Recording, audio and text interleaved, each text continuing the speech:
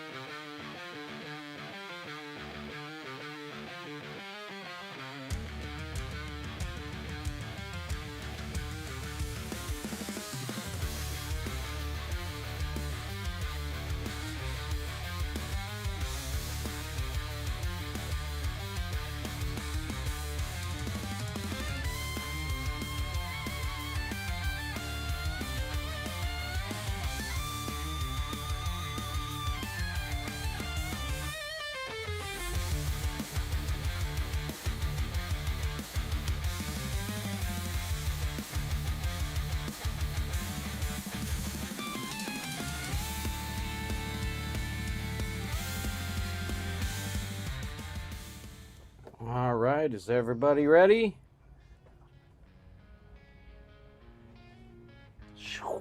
Welcome in, everybody. Here we are. To the Wild Dog Arcade. That's Ed. And I'm Gary. Yes, here we are. Welcome in, everyone. Thank you for that sub earlier there, Mama. And Fireway, welcome in, and everyone else that's lurking.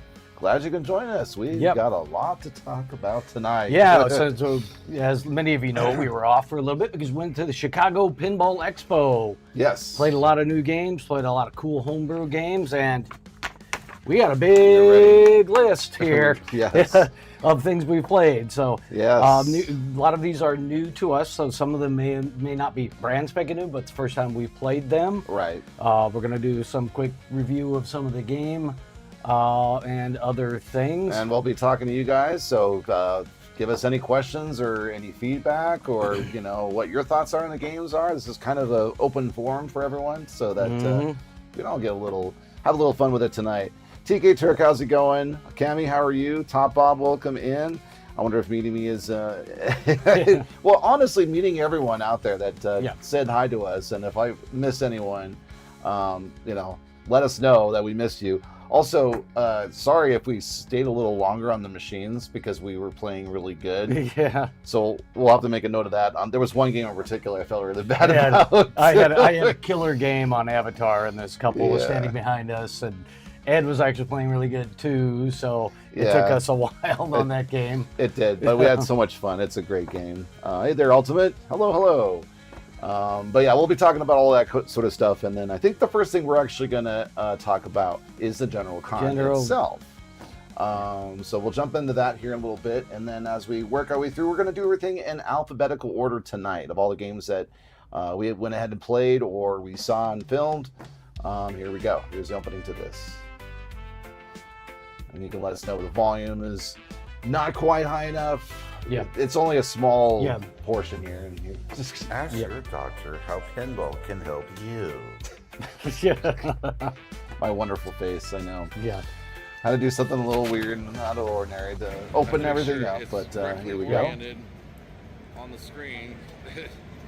Start over. Yeah. Well, if you hit reload, then unfortunately the ads will load up again. But yeah. Mm-hmm. But yeah, we got a few things here to kind of look at. Some of the sights to see, some of the wares that were being sold here at the expo. Here's Stern's booth. Yep. We had a Darth Vader holding a pumpkin with a lightsaber coming out of it. Mm-hmm. Question from Chad: when is the Wild Dog machine coming? Great question. Great question. This winter, we're going to get back heavily on the design of it. We'll see how it progresses. So yeah. Well, we're working on it. I mean, we did, as you may or may not know, we have a book released that is tied directly into the pinball that we're making. Oh, here's Bash Pinball, by the way. We ran into to them a couple of times. Awesome fellows. So it's great to see them. But yeah, the book. That is the book. That is the book. So check it out. We'll give you more info or chat will Streambot Streambot will give us some more stuff. So. Yeah. Here's a Barrels of Fun line to Winchester Mystery House, among other games. Mm-hmm. That line was long the entire weekend. Yeah, I think what was it? Tilt something had one as well. We played over there. Flipping out. Yeah, that was the one we played a couple of times, and the line was actually shorter because everybody was we're gonna go to the booth. But yeah, they actually had things. Yeah, TK Turk, I agree with you there. I think they... Oh, Barrels of Fun, yeah. Yeah, I think they stole the show. I think so, too. Predator had a decent booth as well, though. Pinball Brothers, and we'll, again, talk more about details in the pins in a bit. Here's Portal's line, and here's the front entrance to the homebrew section, or one of the entrances. The homebrew section was actually pretty impressive this year. There were a lot of homebrew pinballs, and they're getting better and better and better. Yeah. So shout out to Marco for kind of taking the reins on this and also doing some neat things like giving free stuff away towards the end of the con. Here's Max as Godzilla. AKA Godzilla running into the camera. He barely saw me, but it was okay. And boom, you died. Yeah. Had to do it. Sorry. Yeah. Firewing, no, we did not play Alien. Pinball Brothers did not even bring Alien. Yeah, they only were promoting their Predator game. Yeah, amazingly enough, but I mean, we have Alien here, so... Alien is out of production. Yes. So, hence they're not going to bring it to try to promote a game they aren't selling anymore. So. Yeah. We haven't talked about Winchester yet, Enzo. What we're going to do is we're going to go through all the different pins in alphabetical order by their name. Yeah, so we didn't want to play favorites, so they're just in alphabetical order. Yeah. So. Here's Monster League Hockey's little shindig that they had. They had a little party going on towards the end of the con. Had a lot of fun there as well. It was great to meet all the folks that made the whole thing possible. I mean, they're a growing community, the homebrew community. Here's Incredible making a guest appearance. Yes, Incredible. We didn't know he was there, and then he ran into us first, and oh my God, they didn't recognize you almost.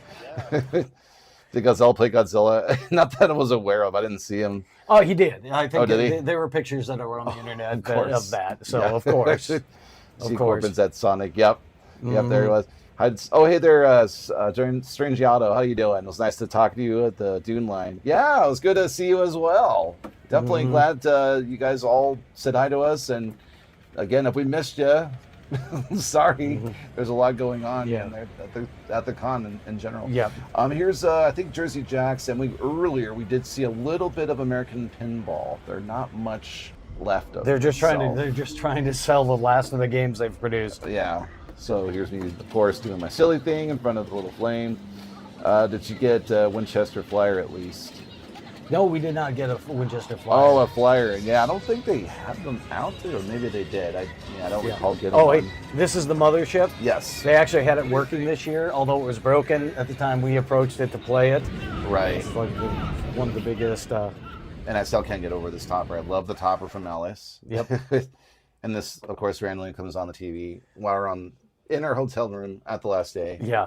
I didn't know this was something on ESPN. Maybe it was news earlier and people are aware of it, but one of the tournaments evidently was on ESPN and they replayed it.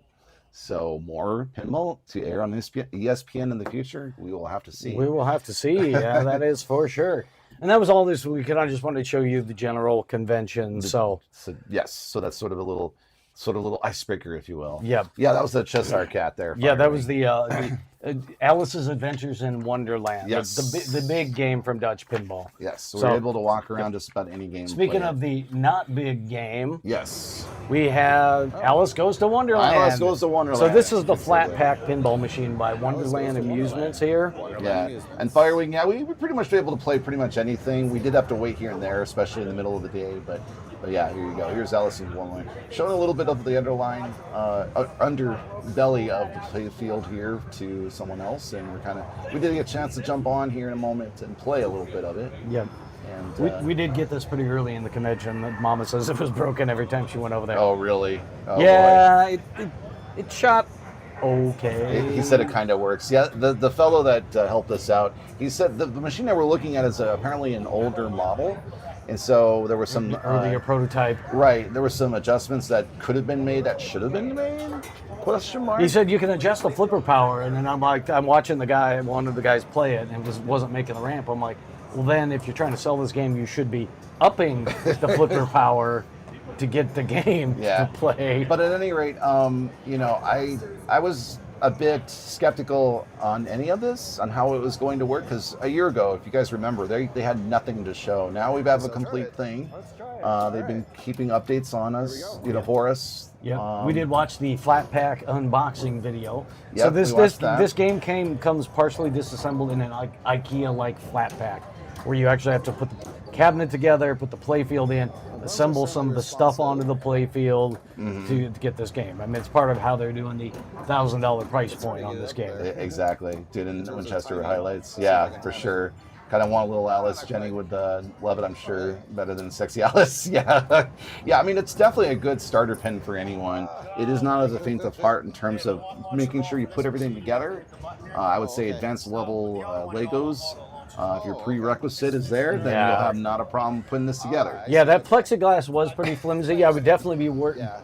If you get one of these home, if there's any glass that fits it, I would recommend changing it to regular glass. Yeah. Because I'm just thinking, I've dealt with lots of like Lexans and plexiglass from different car stuff and racing. They get scratched. You have to constantly be polishing them with microfiber and plastic polish and stuff like that. So, Yeah, it was fairly flimsy, Chris, exactly. So it does make you kind of wonder what's the longevity of it. Worked was cheap. Buy something for this for my classroom, but I'm talking $600. Yeah, if that. Right, It would probably last maybe a month if you put this in a classroom. yeah. That's just how it is. Best Christmas present for the kids. Dad can deliver overnight while the kids sleep. There you go. Well, that is kind of cool. Yeah, that would That's be a good kind of point. cool. Yeah. But yeah, I mean, I was honestly, I was fairly impressed for what it's worth. For $1,000, what you see is what you get. So obviously, buyer beware in that respect. It felt flimsy here and there. But I mean, there's ways to strengthen things up, I'm sure, and there's adjustments that you can make with the flipper power and all of that. So, we'll wait and see how people react to it as they bring them out. Yeah. I don't think they're ready yet, are they? I think they're. Or are they? Yeah, they might be shipping them already or something. Got it. I'm not sure. I haven't been following up on their delivery schedule, and that's since we're not getting one of these. So. Yeah. Hey there, A-Rock. All I can think of is just changing the glass to on Hercules. Oh, yeah. Mothership still doesn't have a glass. Oh, it doesn't. Well, Yeah. the ball moves so slow, it probably doesn't. Well, it's so big too. They probably haven't figured out how to get a piece of glass that's like tempered. But there you go. There's Alice's in Wonderland. All right. To the next one. Next one up is Battlestations. This is a head-to-head homebrew. Yes. So what's interesting about this particular one is it started off as a homebrew, a whiteboard for several years. I almost want to say, like we've seen it a couple of years. Yeah. But this year it was actually fully finished, so all the artwork was done on it. Yep. This is you can get this at mythpinball.com, but it's out of stock right now. It's $8,000 for this particular thing, and I think it's this particular thing. Yeah, I looked it up on their website. $8,000. Oh, are they selling the one machine they've made? Or? Oh, it says out of stock, so I'm assuming they've got a whole thing going on where they're making more and more, or they're planning on to. I don't know. But it was a lot of fun, just to kind of imagine the board game Crossfire, and you're kind of doing that, or heck, even Joust for that It's kind of like Joust, but with a modern soundtrack and stuff like that. Exactly. Not disappointing. It looks like it, doesn't it, CNK? Yeah. It could be.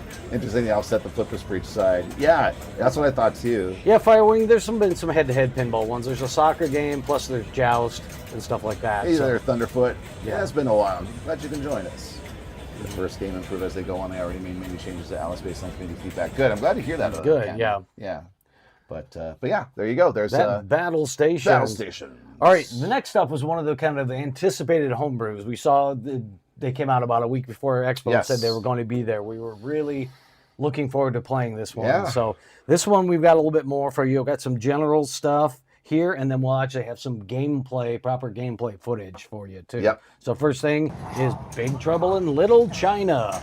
Little China. So the cabinet is meant to look like his truck, kind of rusty and kind of beat up. So yeah, if you're not familiar with the movie, Kurt Russell plays a sort of action hero. It's a very tongue-in-cheek sort of comedy action movie, and he drives a truck. Mm-hmm. And crazy things happen in the world of Little China. Yeah, the things to note about this game is it's got sound design by Scott Denise, and Brian Allen did the art on it. So they've got some, and I forget some of the other people involved with it. This is actually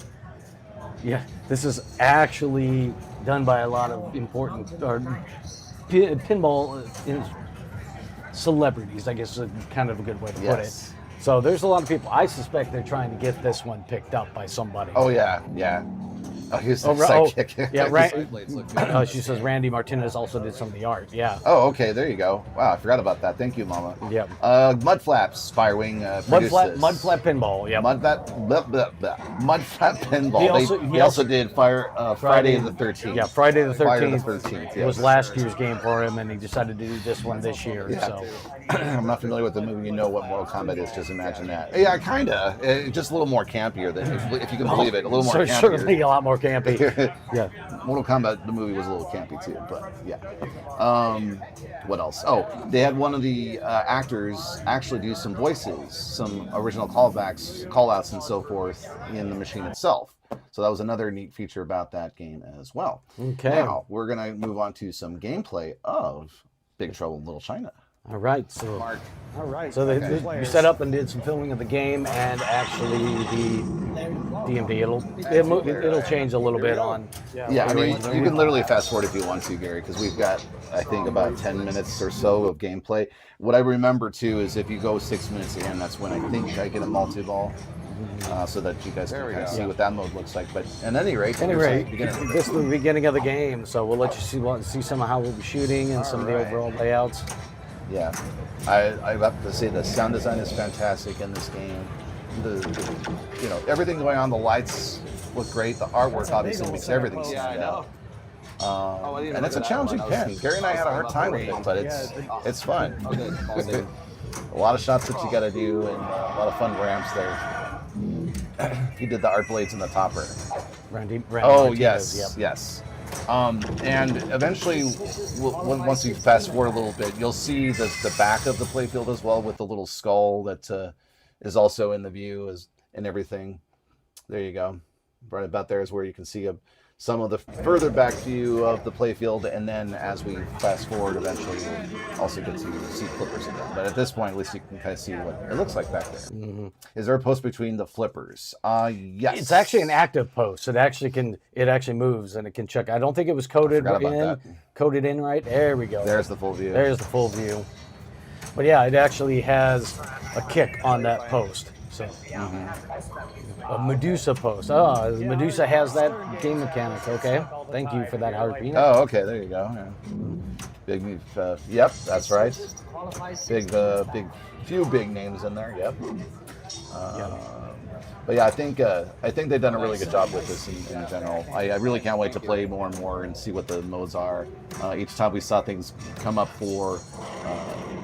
Each of the things are showing like 3 storms and so forth. There were really clever parts of the movie that they showed and everything in there. So we want to see if we can find the multi-ball mode. I thought it was 6 minutes. Maybe it's further back. 6 minutes? That's what I thought when I looked at it the first time. Let's see here. Or maybe it's towards the end. Try towards the end because I know it's when I was playing. Let's see here. Hey, maybe let's go backward a little bit because that was the start of it. Okay. Yeah, so we'll get to see a multi-ball mode here momentarily. Big Trouble multi-ball was set up there, and I managed to hit, I guess, smack dab in the middle of the skull there in just a moment. But that was fun to see. Yeah. This is a homebrew CNK, so it's not on order. You can't order this anywhere. Yeah, unfortunately. I mean, maybe someone will pick it up. There's your start of the multi-ball mode here. And then you can see Ed's face reflected in the LCD screen when it went dark for a minute there. Yeah. Yep. The way that they put everything together, and if you haven't seen the trailer, you can check out Mudflaps Pinball and look at it. It's definitely ready to go, though.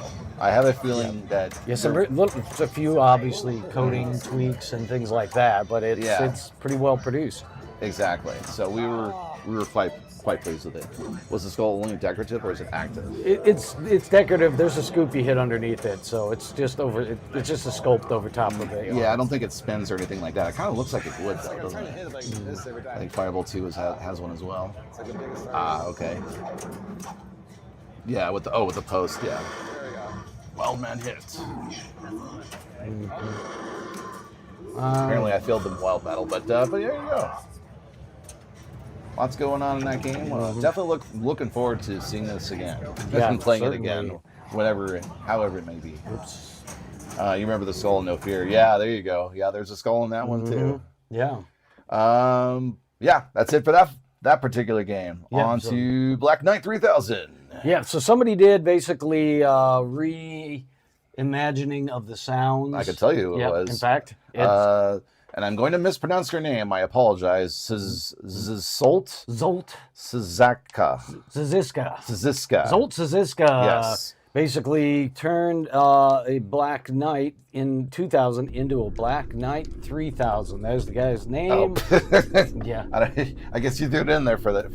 But yeah, we wanted to make sure we got his name, and Concept Games is who he works for. But yeah, it's from what I can tell, it's a straight up kit, sort of like Funhouse 2.0. Because nothing in the game itself, from what I can tell, has changed. Yeah, the game itself is exactly the same, other than he's got new sounds, animations, and other stuff on the screen. Yeah. So I mean, it definitely felt good. It felt elevated. I had a great time kind of seeing what they did to kind of change things a little bit with the different modes and all that sort of stuff. Definitely worth further investigation. If that somehow comes out as a kit that you can purchase, that'd be great. Score display, yep, that was another thing as well. Yeah. I don't know if he's got different rules coded in. We didn't talk to the fella though, unfortunately. Yeah, I did ask him, what are some things that, he was trying to tell us what are some features that were different about it. We didn't get into details about when it would be available or that sort of thing. Oh yeah, it's slick, isn't it, A-Rock? Yeah, we felt that way too. I mean, I like the game a lot better. I like Black Knight 2000 better than he does. Yeah, I do, yeah. So I had a lot more fun with it, I think, but I know, Gary had a good time with it too. In fact, he's the one who's playing it right now. Yeah. It's always kind of a challenging thing to try to hit that target back there to get multiple started in this game, but that's kind of the whole point of this. Yeah, if you want to, let me turn up the volume so you can hear some of it. A little bit of different soundtrack. Yeah, he remixed a lot of the Black Knight soundtrack for this. Yeah. So it doesn't sound like Black Knight Swords of Rage remix or anything like that. It's like his own creation. Mm-hmm. The whole table is seeing this pristine table back then a little more. Mm-hmm. Yeah. Yeah. Yeah, it's fun to go back, especially with games like this that were great and a lot of fun and elevated in some way. Yeah, you got some animation when you get back up in the hear sword clashing sounds. Yeah. And things that they couldn't do back then. Right. So. Yeah. Sort of a static image at this point since he's trying to get through a time mode. Mm-hmm. Some animations there as well, but there you go. Probably somewhere. I didn't see one. I think this was the only one that I could think of, Firewing, that was there. Mm-hmm. I don't know if there was an option to not play it or anything like that, like you could do with a Funhouse 2.0. DK music is Dan Forden, right? Probably. I'm gonna assume you're right, Rock. I don't recall the name of the fellow that did that soundtrack. That ultimately was it Anthrax that redid it. One of the guys from Anthrax. Yeah. Who was involved with Sword of Rage. Right. Shoot flashing targets in 2-ball. It's definitely got some new rules. Okay, oh yeah. Well, that's good. Yeah. Yeah. That was something else I think it was pointing out too, and things. But there you go. Black Knight 3000. Kind of fun to say that. Yeah. All right. On to the next game. Yes. Which is kind of quick because it's not a game that was working, right? Yeah. We walked up to these two games and they just were there, lights blinking. Can you guess? Not working. Any guesses? Any guesses? It starts with the letter B and then Homebrew, or not Homebrew, sorry, Homepin. Homepin. Blues Brothers. The Blues Brothers. Unfortunately, they were broken, so we didn't get a chance. They were broken like the entire week. Yeah, we got there day one and it was already broke. It was dead on arrival. So yeah. But it was. I mean, I wanted to play it. I wanted to give it a shot. We wanted to see how well it played, but man, it was. I liked this backglass art better than the other one. I think the other one is fairly basic. Shooting flash target. Oh, sorry, that was already red. Yeah, exactly. I know that kind of bummed me out because I did legitimately want to give it a shot. But yeah, you have a lot of detail in there. The cheese whiz and the marbles and all this junk. Even some pinball in there. Yet, or is it still broken? Here's me being convinced. Oh, it'll work. It'll work. Oh, no. No. Something was broken and was stuck. Higher peanut, yeah. Yeah. Oh, we ran into somebody else too. I think when we were walking at that. But that's just the way it is. All right. But there you go. That was a quick recap on Blues Brothers. Coming to America is the next game. Yep. So this was not complete. No. When we first got there, this was the cabinet sitting there with no playfield in it. They were working on the playfield over in the fast pinball-ish area. They were doing that. They were bringing it back here. They were wiring it. Yeah. They were trying to get it coated. They had a time-lapse video of him wiring it with his kids, too. Yeah. In fact, let me give you the names of who worked on it. Ricardo, James, Duran Davis, Fitzroy, I'm so sorry to mess your name up. The Cloudery? The what? The Clouderay? The Cluderay. And then art by Randy Martinez. The Cluderay. So art also is by Randy Martinez. Yeah, so this pen too. And it looks great. We will. Yeah, we'll get to that here in a second. Let's see. So here's a video of him working on all of his wiring and doing this stuff on the playfield. Yeah. Spider-Man. It looks like Spider-Man from the bottom, but that's what the wiring's all about, right? Yeah. But yeah, if you're familiar with Coming to America, Eddie Murphy, the guy that had his own talk show for a while, Arsenio Hall, and a whole bunch of others, obviously, on here. Yeah. It was a shame they didn't get it in and coded because it would have been interesting to play. But yeah. Yeah. Got all of the characters. Glow? Yeah. Soul Glow. Sorry. Soul Glow. Yeah. I know it's hard to see some of these things and not say. And then it was in the game later for the weekend. Yeah. But unfortunately, not functioning. But it's come a long way from where it was at. But yeah, hats off to the guys. All right. With Coming to America. Who did this? Oh, you didn't. Dune is the next one. Well, no, it's. It's Contra. Yeah, I couldn't figure out who made Contra, unfortunately. But what they did is they took Special Force, which was a Bally, I believe, and they redid everything in terms of the rules. It's more or less integrated with, if you were familiar with the Nintendo Entertainment System game Contra, or heck, even the arcade games that came out first, obviously. But yeah, it was more or less specifically set on the NES version. Oh, hey, grown-up adjacent coming in. Welcome. Hot. Thank you so much for the raid, everybody. Yep. Welcome in. We're reviewing our Pinball Expo exploits, so going through a lot of the games we played. Right now we're looking at Contra Homebrew Pinball. Yes, and it was a lot of fun. The call-outs and the sounds, especially the sounds in this game, was like deep nostalgia factor here if you're familiar with Contra on the NES. So it was a lot of fun to play this game. I was trying my darndest to play the game and also hear the sound. So right now I pointed the camera at the speakers so you can hear things. I'm going to turn it up a little bit. Bullseye. They got some fun calls out like bullseye and stuff like this. My beautiful face. Ed.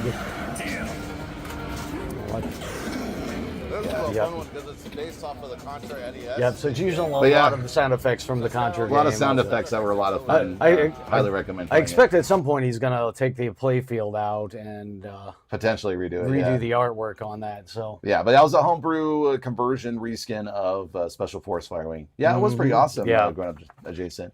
You're gonna do similar show review once your voice fully comes back. Oh yeah, boy. Yeah, there was a lot of people that lost their voice. I think Mama also was saying my voice is going away. Yeah, we did pretty good. We were drinking a ton of water, and I still managed to do that. Managed to pull through it all. More practice. All right, so or didn't talk enough. So Barrels of Fun. We hadn't gotten a chance to play Dune with any of the latest codes. Correct. So nor did we have a chance to play the special edition of this game as well. So it was our first. This has got a different back glass on it, stuff like that. So it plays a lot. The code is really good. Yeah, I'm really happy with the code. Yeah, it had been months since we played it in the very beginning. In fact, it was still had the letters. The assets are being negotiated, blah, blah, blah, whatever it said, the disclaimer on that video. Still not approved yet. Yeah, so we were playing it on that code still, and so it was neat to see all this, and also a lot more. This was in a special room that Barrels had actually got, and they had this and Winchester Mystery House in the same room. Right, Beautiful shot of the ground. It's a beautiful shot of... wanted to make sure that we got everyone's shoes accounted for. In the dark. In the dark. Did you guys smash any games? No, unfortunately, Wolfman, or fortunately, however you look at it, because werewolves would look down upon me and say, "What are you doing? Why didn't you smash it?" Yeah, I didn't get angry enough, and also it's kind of rude. This is a special. This is the one, Firewing. Yeah. All right, so we're going to jump over to the gameplay on here. Oh yeah, for sure. Yeah, have a great dinner. Thank you so much. Here, let me give you a proper shout out as well here. While you're taking off. Yeah, this was done, recorded a little bit better. It was in the quiet room. Less people were in there at the time. Yeah. So make sure you check out Going Up as well while you're checking our review out, everybody. Excellent pinball streamer. Yeah, who was playing King Kong earlier. All right. So yeah, new video assets that were also stuff that we hadn't seen before as well. In fact, I think coming up will be something different happening here that we're something.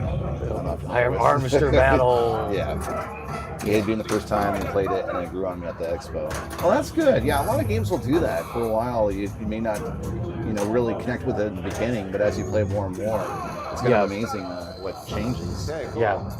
Well, they fleshed out this game. They brought a lot more of the movies into the actual game and stuff like that, so you get a lot more modes on it. The sound packages evolved quite immensely on it. So yeah, definitely. Looks like we switched over to gameplay here. What happened to the OBS version of this? I guess we only have one camera. We only have one camera on. Oh, that's right. We were walking around on this one. Yeah. That's right. They do good use of like changing the color for night versus day and stuff like that. Yeah, especially when the video boats start, you can kind of get into the intensity of it. especially him screaming. Yeah. Sparks Jackpot. Oh. Does the Dune pin have as much bass as the Yes, movie? it does. And I love that. It does have a great sound system in it. So, yeah, they're also fun. Know what they're doing, Hired Peanut, when it comes to that. Here's one of the awards that I got. I wanted to document whatever that was. That's why it slowed down. Yeah. Because you had graphics, like a quick second of it. Here's another move starting. I think this is when the ball gets sucked up by the worm. Yeah, this is where you can see the balls getting eaten. Yeah. The worm is coming up, giving you one of those pinball moments. The vacuum cleaner worm. And then, I always like the lighting on this game, especially in that except part. it doesn't do that. But. Honestly, this was the only room that they had upstairs firing that had games. I was a little disappointed that Rob Beck didn't have his... Rob Berg. I always want to mess that name up. I don't know why. Yeah. Rob Berg didn't have that usual, or at least the room that they had last year where was a bunch of his games in there. I think that was where the tournaments were again this year. So. Oh, is that me or you? So maybe it had something to do with it. It might have had also something to do with Pastimes also opening. I don't know. He's got to keep games there so people play them. Yeah. So while he's doing all this stuff. Yeah. But yeah, so that is Dune. Getting on the board on Dune. Yes. All right. There you go. All right. Up next is another homebrew. Yes. This one was actually done. What did you say? How 90-day? It was a 90-day build. 90-day build for this one. Yes. So this is Enigma. Brought to you by I forgot his name from Crazy Quarters. Do you remember? Who No, it I was? don't remember what it. Unfortunately. Nice. Well, if you go to Crazy Quarters website, you'll get a bit more detail about it. But there was a full-on story in this. I was like, wow. There's like a novel almost in the beginning of when you start the game. It's like really, yeah, it's also like noir too. Yeah. And those are real mixie tubes, by the way.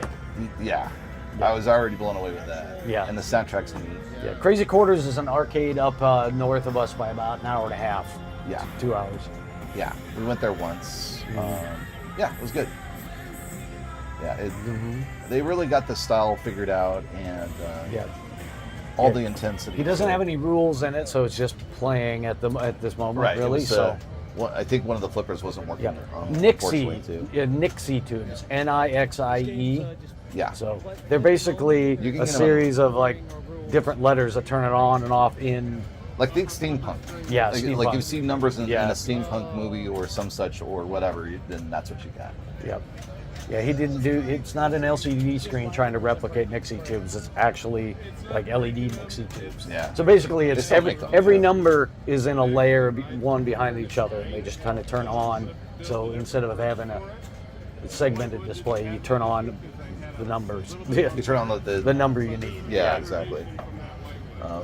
Yeah, pretty neat. Can't wait to see further development in this game. And it wasn't necessarily done in 90 days. On purpose, but more as a personal challenge and things like that. There were some events going on in his life, and he'll tell you the story if you ask him. Yep. That led to this creation of this game. But yeah, really cool looking back. Yeah, the art's really cool. Oh, there's sparklies. I forgot to mention it that. had some pearlescent in the clear coat. So in the lighting, it would show these red metal flakes in there. Yeah, I think on one of the shots it's a little bit better than this particular shot, but there you go. Lots going on there. Oh yeah, and here's some of the cabinet art too. Oh yeah, the cabinet art. Yeah, I took some of it a little bit later. Yeah. So, but yeah, you can see the kind of style he's going for in this whole thing. Yeah, so. yeah, really cool. A lot of work. Yeah, the pinball machines are a lot of work. If you don't, and you wonder why they cost so much money. There's a lot that goes into them between art, game design, and coding, and fabrication. But don't let that slow you down. Nope. All right. Yeah, this was really cool. I can't wait to see him finish it. Oh, there we go. There's the pearlescent. There you go. You can see the pearl in it. Yeah. Sparkly. I want that sparkly. Mrs. Briz. Gotta have that sparkly. Oh Lord, we need a secret of NIM pin. All right, on to the next pin. Yeah, so we finally got a chance to play Evil Dead. Yes, Chris. Yeah, Sin City. Exactly. Yeah, very similar to that. Yeah, we're starting off with kind of an overview again. All of them were lined up. Spooky Pinball was ready. Had a whole row of them. Yeah. Evil Dead's been out for a little while. I think it was it out by the time I forget when it was out earlier this year. Yeah, it was out earlier this year, but there is a place that has them on location, but it's in downtown Detroit, and we haven't gotten down there to play it. Oh yeah, that's so right. we finally got a chance to play it. You here finally got a Expo. chance to play it, yeah. It's cool. I mean, the theme integration is really, really good. The art's great for this package. Yeah. I'm not 100% in love with the gameplay. Not really. I feel like it's a game that I'm going to like better if I play it more. That's the feeling I get when I play this game right now. Sort of what Mama had described earlier with, I think, Dune when she tried it the first time. Yeah. But with that being said, I like what they have to show for us, especially the side art is looking fantastic. I don't recall what edition this is that we're looking at. This is probably the Bloodsuckers edition. Okay. That's the one they sell the most of. So. Yeah. Anything that's special with it. I mean, anything that has the extra bits in there, you know it's going to look a lot better. But yeah, the interesting bit with this playfield too is you'll notice in the middle there's another playfield inside that one. Got a small sub playfield. Yeah, similar to Avatar. All right. But, let's switch over to the gameplay. Yeah, go for it. Okay, let me get to where did it jump? OBS jumped on me. There we go. All right, so some proper gameplay. Choose your so yeah, you can choose either Evil Dead or Evil Dead 2. Sort of similar to the Alien Pinball Machine, you got modes that sort of correspond with things that are going on in the movie. Yeah. Yeah, as far as I know, all those Evil Dead games that are in a row were all the same model. Oh, okay. Yeah. So, and kind of for the most part, they don't make much difference in gameplay when they do different models. It's mostly trim and accessories. Yeah. So it's not like Stern with the pros are stripped down compared to an LE. Spooky's gameplays are all the same. The playfield's the same. Got it. Yeah. They just do extra decorative things for the upper level models. Right. It was also difficult to get things going on this game too. I think Gary and I were able to do a few things here and there. And this is the one that's got the weird flipper in place of a sling. So if you watch on the playfield, the right sling will flip out. It's actually a flipper, not a slingshot. Oh yeah, that was the other thing that was really hard to kind of get the hang of. Like I could get into it if I had more time with it. But it's weird to think about that other flipper and have to hit the second button on the machine at the right time and all that.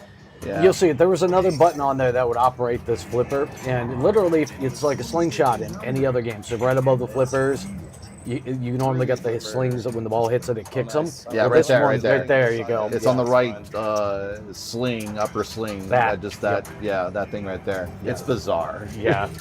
It's really weird. That distro is selling these ED editions for $16,000. Jeez. Well, they are sold out, so they did sell out of this model. So $16,000. Ouchie mama. Oh, looks like we're switching or fixing the view right there. You like the manual sling?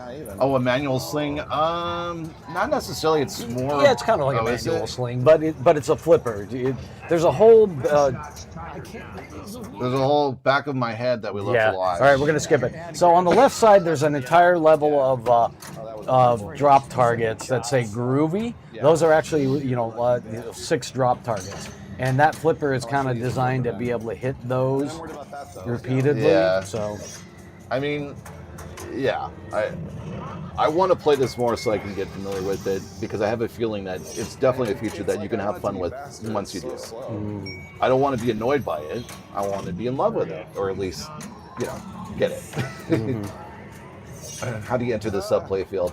You have to trigger it with a mode, and I think I was able to do that with one particular mode, and I didn't get to play it for very long because it's kind of weird in terms of like when it starts and then all of a sudden it's done, and then the ball already drained. But yeah, you're loading both shells. So there's actually a shotgun on the left side of the game here. Yeah, there's 2 silver cylinders in the upper left. Upper left is what over there. You can see the 2 white lights. That's loading the shotgun shell. So when you hit that. then they go in. Yeah. So lots of cool theming. This has really good theme Had a integration lot of with theming this in there, game. yeah. So yeah. You got your little hand that's doing the. Oh, it's actually flipping you off too. Yeah, You move around. It's going like this. Behind the drop targets. It's part of one of the things I think a skill shot is you hit it once you've got the drop targets out of the way. Yeah. Super spinner. Yeah. Super spinner. All right. Mm-hmm. Let's start. Yeah, that's what it's literally going up and down like this. Yeah, it's like. Yeah. Orange Arrow enabled Deadite. It's been a while since I've watched Evil Dead, so I kind of forgotten like some of the intricacies of everything with the game. Yeah. Oh, and this also game. When you first start the game, you can choose to play Evil Dead or Evil Dead 2. Oh yeah, we mentioned that in the Yeah, beginning. yeah. I've forgotten to switch over. I think the next time I play, but there you go. Evil Dead. Want to give it another try. You know, I don't have a whole lot bad things to say about Spooky. I know that some of you out there are not in love with a lot of their games. It might not be the right speed in certain instances as well. Yeah. But that's why there's a lot of companies you can choose from. Yes, there are. What other game gives you the one finger salute? Yeah, no. Maybe No Fear? No Fear is pretty clean. Yeah, I'm trying to think. Yeah, I don't know. Maybe Rick and Morty? No, I don't think Rick and Morty does it either. Yeah, so there you go. World's first middle finger in a pinball machine. Yep. Congrats, Spooky. Yeah. All right, let's move on to another homebrew. So what is this? Who did this one? Greatest Showman was done by Pinball Reboard. Yeah. Reborn? Reboard. I typed Reboard. I wonder if I meant Reborn. Pinball Reborn. It might be Reboard. Either way. And they were working on this, or they released it rather back in 2025. Yeah, we didn't get a chance to actually play this one. We were doing other stuff and kept forgetting to go back to it. Was also the info on this game is on Pinside, so if I mess the name up, I apologize. Greatest Showman. Yeah, so. I think you can steal the ball lock from others line on TNA. Oh, you mean back in when we were watching Evil Dead? Oh, okay. Huh. Yeah, we didn't get a chance to play the whole heck of a lot. We basically, you know, there was a good line for the games the whole time too, so we managed we got on and play the game each. Yeah. But Greatest Showman, I think, from what I can tell, it's based off of the actual movie too, and everything. All right, where are we going now? Let's see. Oh, that was the beginning of Greatest Showman. Yeah. Yeah, we didn't have a whole lot of footage of that. Unfortunately. We didn't play it. Whirlwind discs. So, Yep. So the next one is actually a Michigan native, so fairly local to us, and someone that also comes into our chat right now. Kylebasa. This is his own homebrew that he's been working on for a few years. He's got a lot of the artwork and stuff done now. He's still got some coding he's doing on it. Was it? Sorry, I was going back to Cool Star here. Reskin of Whirlwind, that earlier game. Got it. Okay. Did not know that. Thank you. Hey there, Pizza Cat. So Kylebasa here has been working on his homebrew. Yes, by the way, this particular homebrew is not affiliated at all with Harry Potter or any of or the Warner Brothers or anybody else. Right. This is a fan-based creation. This is a fan-based creation. It's got a huge disclaimer because when he first started working on it, apparently he got contacted by lawyers. Of course, because everyone's protected. I'm sure Nintendo also gave whoever made Pokemon some hard time too. But it's really complex. It's got multiple levels. So he's got the Quidditch court. He's got other stuff. It's got a lot of different shots, and he's got a ton of diverters that do different things that aren't even coded in yet. So you love it when these games have deep play fields like that. Absolutely, because it just keeps going, and this one is fun because you don't know where balls are going. His cabinet is completely custom. The back is immensely more deeper, taller than like a WPC cabinet because he's got so much going on. Yeah. In fact, the back box is only like this tall. Right. So. Right. Jersey Jack Firewing makes the other one. Yeah, that's the one that just came out a little while ago. Well, this year. But he did an amazing job. He was also working on this last year. He had some of it done last year. I think a lot of it was just 3D printed and not finished. But he had no coding in it last year. As well. He was actually operating things with the keyboard as we were playing it. It was white wood all last year. Didn't have a lot of the sculpts done. They're all painted now. So So it's really, really awesome to go back to these games that you've seen before and see that progress happen, and give not only the feedback, but the encouragement for each one of these creators. It's a lot of fun and very, very rewarding. Yeah, and he's a great guy. We've talked to him several times on this one. Talked to him about homebrews, what he's been doing, how he's doing stuff. So, yeah. It is. It's very exciting to see it grow, Mama. Absolutely. Looks like a proto Jersey Jack. Yeah, I suppose it could, doesn't it? Yeah.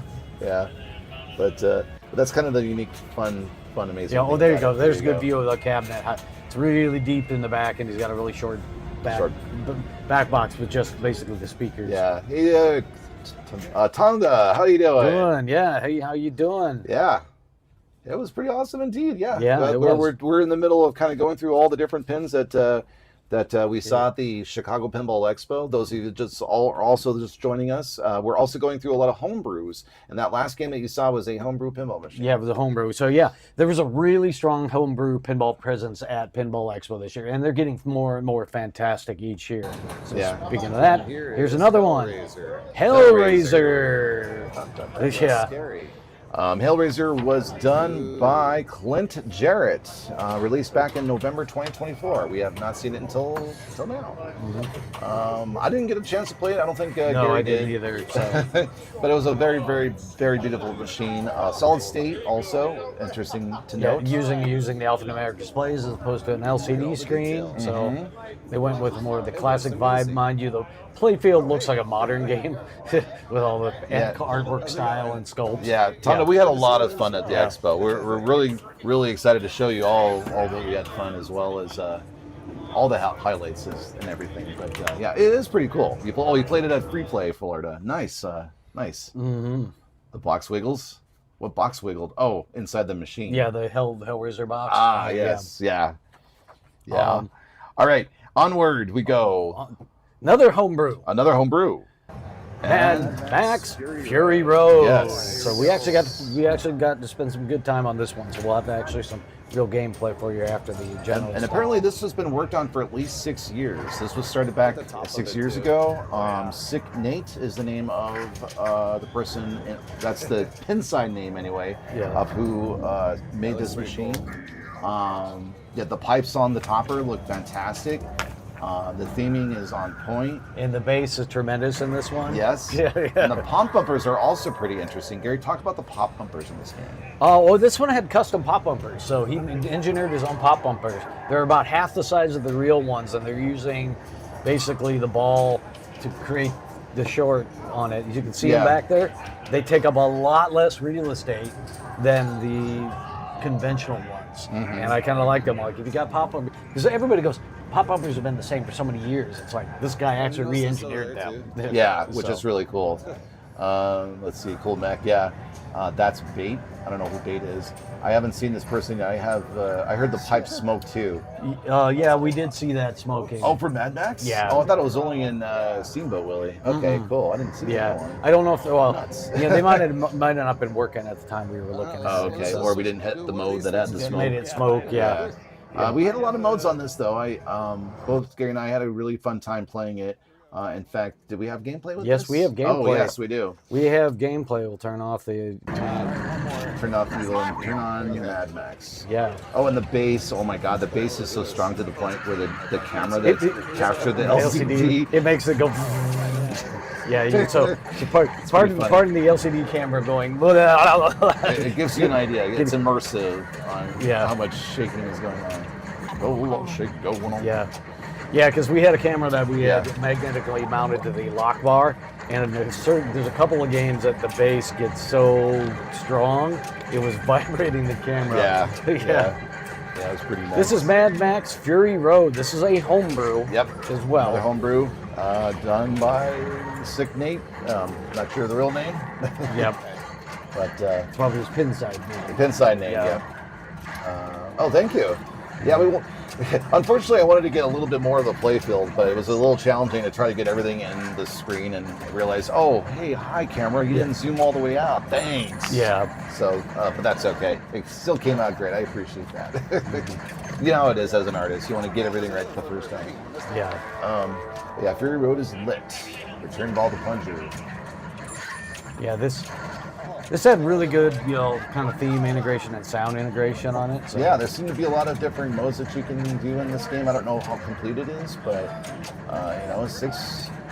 Or I guess that was the other pin that was 6 years. But yeah, it does take some time to figure those things out. And Universal Donut, shoot the left ramp, is one of those modes on here. Oh yeah, it is a great movie too. I like the second movie kind of better than the first. Or that's Furiosa, sorry. But the first one is Mad Max Fury Road. The second one is Furiosa, and I liked that one actually a little bit better because it gave us some story and some background on the characters as opposed to just throwing us into the world like they did in Fury Road. You like both of them? Yeah, I mean, I like them. I liked the spectacle that the first one had, and the spectacle plus the story on the second one. Kind of wish the second one came out earlier, but... Hey, Casual, how you doing? Hey there, Casual. Howdy. Welcome in. We are in the M's right now. We're in the middle of it all. We're going through all the machines that we saw alphabetically. So if you missed some of those, don't fret. It's going to be on our YouTube page and Twitch as well. So. Yep. Fury Road is one of the top 10 films of all time, says Casual. Ooh, high praise for it. Yeah. I wouldn't venture to say the top 10 in my particular list, but it is definitely up there with just everything that they managed to do action-wise. It's pushing the boundaries of what's possible in cinema, and just the overall aesthetic is amplified. I'm going to answer Arok's question. So this is sort of like fair use type arrangement. If you're not selling it, you're not making money from it, they really can't do anything about it. So yeah, fair use. Yeah. It's just like fan art or something. That if you're not selling it, they really can't do a whole lot about it. I mean, they might be able to throw a bunch of lawyers at you to scare you. Try to get you to take stuff I mean, there was already a couple of folks that got cease and desist letters, and you just simply say, "Well, I'm not selling it. I'm not selling it. I'm not making money for it." Yeah. Right. But that's also part of why our homebrew is on our own IP, so we don't have to worry about it. That's right. Yeah, this homebrew was fun, but not as fun as I wanted it to be. Yeah, gameplay was all right. Yeah, it wasn't the strongest. Yeah, I would have to agree with you, Casual.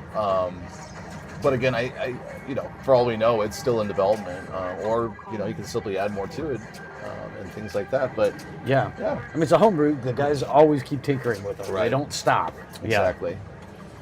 Yeah. Exactly. All right. But there you go. I don't think there's anything else I have to add onto this particular game. If we want to go ahead and move on to another homebrew. This time, this is based on a video game, Mass Effect 2. This one is done by Anthony Van Winkle.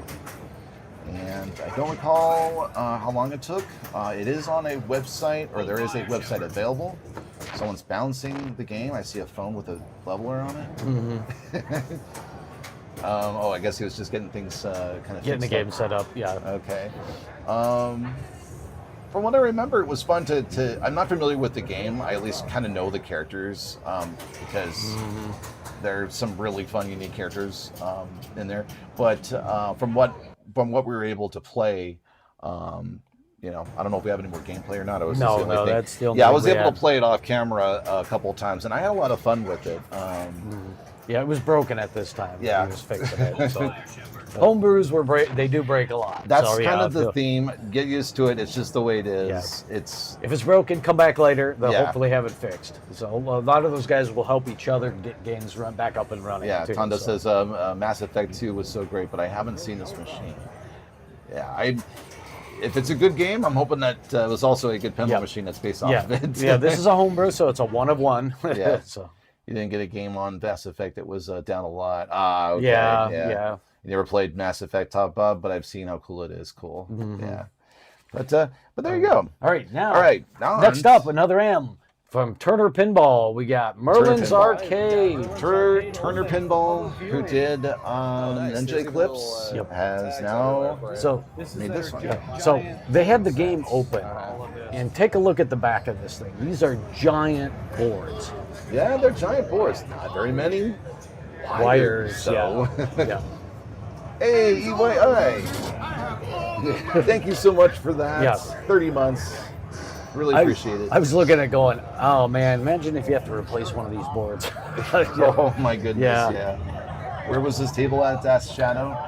I think in the. There's even like a little guide right here too. It was right by the Barrels of Fun booth. Yeah. It was probably overshadowed by the Barrels of Fun line. Oh, okay. Yeah. Got It was it. literally between Barrels of Fun. They had the line for Winchester and those games. Right. I'll give you a quick shout out. Enter your initials. Thank you so much for that.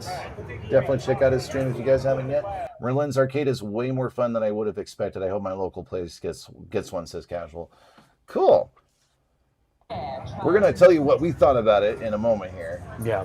So We got some better gameplay of this one. Too, Yeah. So I've heard good things about how the Turner stuff plays and how receptive they are to the feedback on the rules. I agree with that too, Hierpine, and I know that is true with Ninja Eclipse. I'm assuming that's going to be true for Merlin's Arcade to an extent of whatever it is that you can suggest. yeah. All right, Cool display. We'll flip over to. They always have a good, cool display on. Oh, thank you for the hype train, folks. Oh wow, thank you. Appreciate that. All right, here's some gameplay. So unfortunately, we had the camera a little crooked to start with. Oh, to start with, yeah. That's okay. You can gotta get the idea of what it feels like and plays like and so forth. Did we get that corrected? No, we never did. Did we? Okay. We never corrected this one. That's okay, yo. You got the idea of it. All right, so here's what I want to start off with in the game itself. So you have a theme. It's called Merlin's Arcade. Oh, you did? Close your eyes and think about if you're in the medieval times. Okay. Right, the medieval times. What kind of games do you think would exist there? Just imagine what would be in Medieval a times. medieval arcade. You know, Robin Hood, you know, all that sort of stuff, right? I'm thinking axe throwing, I'm thinking archery, caber tossing. yeah, sort of stuff like that. What do we get? We get Billiards, billiards darts. and darts. Yeah. And what was the other one? I don't remember what they are, but yeah. But it was all like modern style games. Oh, thank you, Casual, for the 100 bits. Yeah, thank you. Beer drinking. Yeah, exactly. So to me, I guess what I'm getting at is I'm not really, the theming is very confused with. It's confusing on the theme because Right. I would have expected it to be medieval games, jousting, Right. Sword fighting, that kind of stuff. Yeah, I mean, oh, thank you, Mama. You guys are Appreciate awesome. it, yeah. Appreciate the support, everybody. Yeah. A very low upper flipper, possibly the lowest if it wasn't for Evil Dead. Oh yeah, that was another thing that was kind of weird about it too. The upper Again, it may be mid upper. mid upper. Yeah, it might be something one of those things where you kind of have to get used to the timing and being able to take advantage of where that geometry is to hit those shots. But honestly, I wasn't really feeling the game as much as one would think. Again, it might be those things that I mentioned. It might be just the way it was shooting that evening. I just wasn't feeling it. We did play it a little later. Unfortunately. This game had obviously seen a lot of play. It was feeling Right. a little tired. Right. But what they had to offer was fun. I feel like they're doing a great job with integrating graphics and sound design and all of those things. Like Turner Pinball has their crap together. They definitely know what they're doing. It's just a matter of deciding what it is that you want out the machine and what focus do you want to have with your theme. Because I feel like the theme wasn't as focused as it could have been. But that's just my opinion. Yeah. Randkill, I think darts would make sense, but nothing else really. Yeah, that's kind of what I mean. That unfortunately, it's things. It's a reverse D&D cartoon if they come back at our time. Kinda, yeah. I mean, the character designs are fun. It's similar to what Ninja Eclipse was like. A little tongue-in-cheek sort of thing going on there, which you always want to have in a pinball machine, right? Yeah, did we get trying to think, did we get a multi-ball going? I don't An homage to the 8-Ball Deluxe. Yeah, the upper playfield, or upper flipper rather, yeah. Ulick's got a copy of this in their arcade. I'm pretty sure that it's getting Winchester House too. Nice. Yeah, we heard that they were getting that too. Yeah. Your favorite new game, Pat? So, yeah, we'll have to talk to you a little bit more about this game, Pat, and tell us what it is that we're missing that may allow us to enjoy this game a little more. I don't really know. Mm-hmm. But that's kind of where we're at with the Wizards. Merlin's Magic is the game I keep calling it, but it's Merlin's Arcade. Yeah. Yep. All right. But there you go. Yeah, it's Merlin's Arcade. Merlin's Arcade. And on to more M.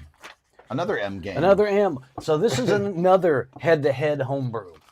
Another head-to-head homebrew. So it's similar to Battlestations. Or Joust, yeah. Yes. So Monster League Hockey. Monster League Hockey. Here's the little party they had there to celebrate the homebrew section, and you gotta have a rave when you gotta set up like this, like their hair and all that stuff is so cool.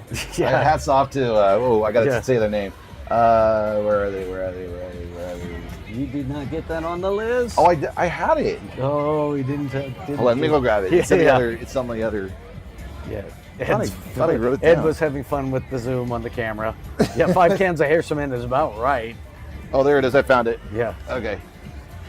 Yeah, I got to do the MTV thing here. I got to do the Dutch angle and the zoom in and out thing. It's obligatory. This is done by Killdozer Studios with a K. Killdozer. And then we've got actually a proper set of gameplay for this one. Yeah. So yeah, it's another head-to-head that's similar to Jax. Here we go.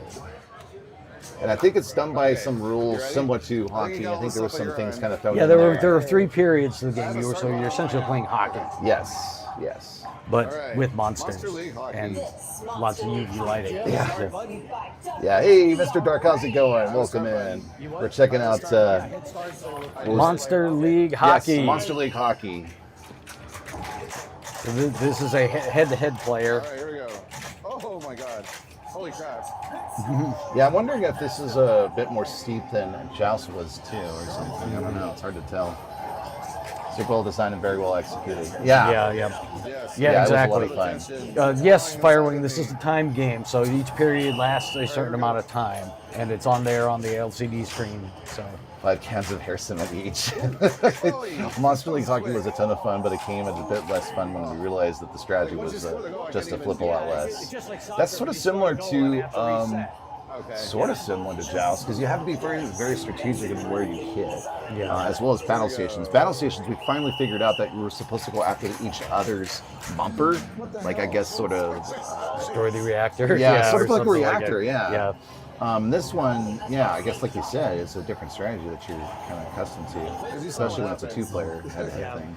I mean, head-to-heads don't stop over the center. Your goal is to get a ball to drain in the other player's goal. Yeah. So it goes over the hump to that. You just have to shoot it through the holes. Right. Specific for that. Yeah, I don't know if there were air balls that I remember. Maybe 1 or 2 in certain parts. No, these don't play fast enough for air balls. Does each controller control 1 center flipper? Yeah. Yes. Yeah, you're right. Flipper controls 2 flippers. Oh, you have both? No, you have 1 in the center that you only control, right? Right. Yeah. But you're right. Oh, you're right. Your one right that's the foot center. that operates 2 Okay, flippers. got Yeah. No, the other right. Yeah. So right. they just go up at the same time. Yeah. But yeah, it's like having a player midfield that hits it back at the goalie. What the hell? What's going on? The biggest complaint about this game was it took like 10 to 15 seconds for call-outs between each goal, way too much downtime. Yeah, I'm sure they're going to work on that too. Because, it's a new game for them. So. Right. But yeah, I did notice that too, Casual. There was a little bit of a delay here and there. I think it just allowed me to have some time to like look at everything that was going on and fully digest everything. But there was certainly, I like the glow. I like the aesthetics. It makes me think of Qzar or Laser Tag or something like that in the 90s. And I know that's the aesthetic they were going for. Yeah. And they hit it out of the park. Yeah. A lot of fun. That's all you want. All right. But yeah, definitely looking for more fun things for them in the future. Yeah. I think that's Ryan there, by the way, dancing in the mask. Oh, yeah, probably. Yeah. Yeah. All right, onward to the next game. And another M. And another M. And another homebrew. This is the last M, by the way. Monsters, Inc. Monsters, Inc. Yes. Yep, so this was one of the new announced shortly before Expo. Shortly homebrews. before, Ernie Silverberg is the creator of Monsters, Inc. I asked him, what was the main motivation, and what was it that you really got into it? And he said, Monsters Inc. was always a film that my family and I liked a lot, and it was a great thing that I wanted to go for, and so he went for it. Please tell me they hid the mic behind a logo on the art. No. Hidden mic. Right. That's the gag. Yeah, I don't know if he did that, though. No. They should have hit him in there. Yeah, though. he's just sitting there right in the middle. But yeah. That was a missed opportunity, I Peanut. You're right. Maybe the back glass has that on there. So. Yeah. This one malfunctioned while I played, unfortunately. I'm sorry. Oh, finally picked a name. nice name, by the way. I like that. My brother and I played 6 games on this, and we couldn't get a single ball to the conveyor belt. I couldn't either, Castle. Yeah. I wanted to do that so bad, too. It felt like it might have needed like a little stronger coil in it. Potentially, yeah. The upper flipper with stuff, yeah. There was a way to also revolve the doors manually via operator control. Like, the fellow opened up the coin door and kind of pushed a button and was able to kind of show a little bit of what that looked like. But yeah, I wanted to see that, too. Yeah. That was my mission. This is brand new. I'm sure he'll work on a few little things like that to get that mech to work better. Yeah. So, Mike Wachowski. Yep. Mike. Good old Mike. This kind of comes out in a little weird Yes. way. And Sully. Mike and Sully. Yeah. The Monsters University's television show was and the Monsters University movie was good, though. Monsters Inc. All right, we've got gameplay for this. All right, yes we do. Here we go, Monsters. So you get to see the LCD screen and stuff going on. We were a little zoomed in on it, so apologies. And I want to fast forward to another 2 minutes or so because we were talking to the creator for a couple of minutes in the beginning. There we go. Yeah, you can stop it there if you want. There we go. Yeah, a little bit of gameplay. Not entirely sure what the plunger thing is there for. I guess to get your score kind of updated in that system. Oh, that might be just on there momentarily. I'm not quite sure. It's kind of taking up a lot of the screen, though. Enjoy this layout, though. It's very general, very promising. Yeah. In general, I did like the layout. Honestly, it didn't feel too complicated. Wasn't sure what to think of the plunge ball mechanism, though. It kind of has this weird sort of whoop-de-loop thing on the bottom, and it kind of just plops it out right there. You like this? Yeah.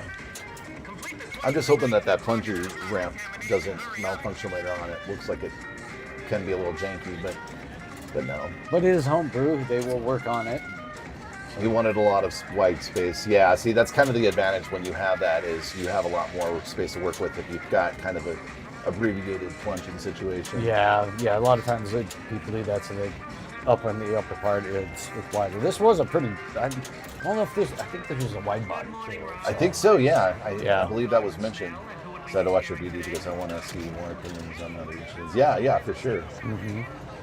Yeah, and plus, guys, let us know what your opinions are on these games too. Yeah. Feel free to jump in and type in the chat. Yep. It's definitely a solid theme. This game has promise. I can't wait to play it at next year's when he's got a few more of the code and stuff going. But always so worried about the IJ gates for the end lanes. Oh, yeah. Yeah.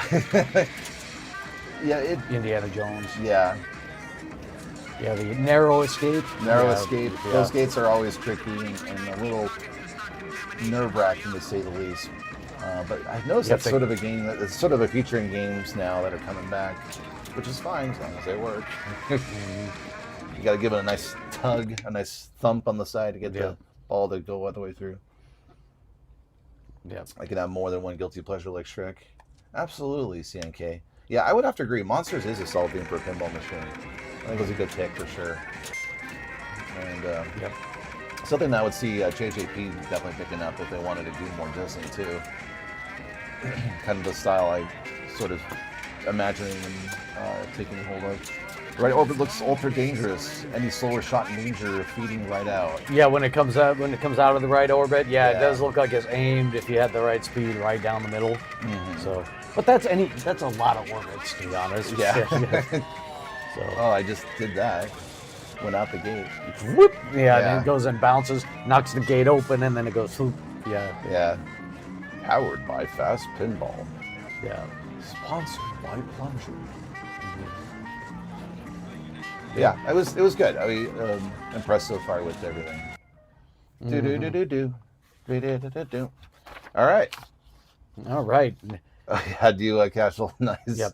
And the next one, this one came out a little while ago, but there's none on location, so But I know the game's this particular version has only been starting to hit people's really, they've started to ship it just recently. So we're glad that they brought it. So we got a chance to play Portal, and the cake is a lie. The cake is a lie. The cake is a lie. I would have been surprised if someone went like this. I'm glad they didn't. Yeah. Yeah. How long do they have to see the ads on the backlash? I don't know. I was wondering about that too. Sponsored by Pepsi. Yeah. Maybe he's works there. I don't really know. Maybe it is a sponsor. In which case, cool. I want some of that dough. I'm not gonna knock it, man. All right, Portal. The one thing I noticed about this game, there's stuff on the playfield further down. Yeah, they've actually engineered some ramps and stuff that actually cantilever over the game screens and then drop down at certain times during different modes. So they're trying to use more of the playfield than in previous games. Instead of having everything crammed in the back, they've added stuff to it. Right. By the way, if you're not familiar with Multimorphic as a company, this is the pinball machine company that you're able to take out playfields and put in new playfields and then create new game content. It's a module system. It's a module system. The back third comes out, you drop in a new module, put in the game code, and you're playing a different game. Right. So ice cream cake in the freezer right now, Tonda. Nice. Nice. Hopefully the game will make you hungry now that you're thinking of Portal. Homebrew, remember Dave Hicks supported Homebrew first. There you go. Yeah. It was played last year. It was actually my favorite P3. Oh, really? Okay. Yeah, I mean, what we liked so far in this is that feature, the stuff that we talked about. And the overall theming is fun too. I played Portal back in the day. It's one of the last video games I think I played on computer before I started kind of levitating towards something else, or other things in my life.